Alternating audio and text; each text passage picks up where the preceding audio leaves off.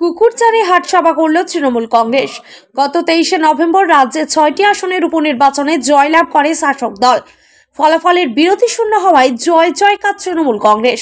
বুধবার দিন দলীয় কর্মী সমর্থকদের নিয়ে বাজি ফাটিয়ে মিছিলের মধ্য দিয়ে সভা করল তৃণমূল নেতারা। পশ্চিমবাংলার মানুষ সাম্প্রদায়িক দল পছন্দ করেন না। আসন্ন 26এর বিধানসভা নির্বাচনে বাংলায় বিজেপি বলে কোনো দল থাকবে না, তা স্পষ্ট এই উপনির্বাচন থেকেই বললেন তৃণমূল নেতা মশারে হোসেন। বুধবার দলীয় কর্মীদের বিজয় বার্তা পৌঁছে দিতেই আজকের এই হাট মিছিল রায়গঞ্জের খনিয়াহাটে।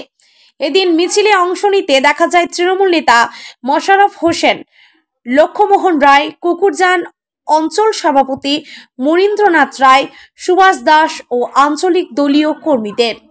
আটসভাটা হচ্ছে গত 23 তারিখ ফল ঘোষণা হয়েছে এবং অভূতপূর্ব ভোটের ফলাফল, যেখানে 6টা বিধানসভা নির্বাচনে 6টাই তৃণমূল কংগ্রেসের পক্ষে গেল এবং একমাত্র মাদারিহাট, যেটা দীর্ঘদিন বিরোধী দলের হাতে ছিল, সেখানেও আমরা তৃণমূল কংগ্রেস সেটাও আমরা দখল করলাম এবং সেখানকার মানুষ পরিষ্কার বুঝতে পারলো। শুধু সেখানকার মানুষ নয়, সারা বাংলার মানুষ বুঝতে পেরেছে তৃণমূল কংগ্রেস জয় জয়কার। সেই আনন্দে সেই দলের অস্তিত্ব মানুষকে জানাবার জন্য আমাদের আছে হাট। এবারের এই উপনির্বাচনে 6-6 সবুজ ঝড় আগামী 2026-এ যে বিধানসভা নির্বাচন, তাতে কি বুঝতে পারছেন? বিজেপি কি বঙ্গ থেকে উধাও হয়ে যাবে না থাকবে? হওয়া উচিত, মানুষ তো চাইছে। মানুষ না চাইলে কোনো দলের কিছু করার নাই।